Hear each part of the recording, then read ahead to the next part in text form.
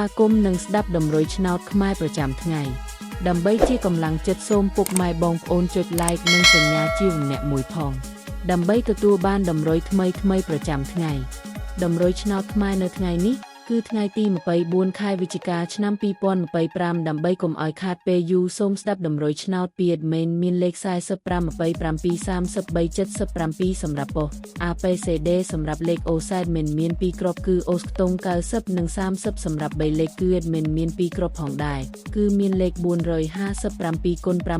564គុណបើសិនជាពុកម៉ែបងប្អូនស្រឡាញ់និងពេញចិត្តលេខទាំងនេះពុកម៉ែបងប្អូនអាចយកលេខទាំងនេះទៅផ្សងសំណាងបានជាចុងក្រោយសូមជូនពរពុកម៉ែបងប្អូនដែលយកលេខខាង admin ទៅផ្សងសំណាងហេងយើងទាំងអស់គ្នាជូនពរពុកម៉ែបងប្អូនជួបតែសំណាង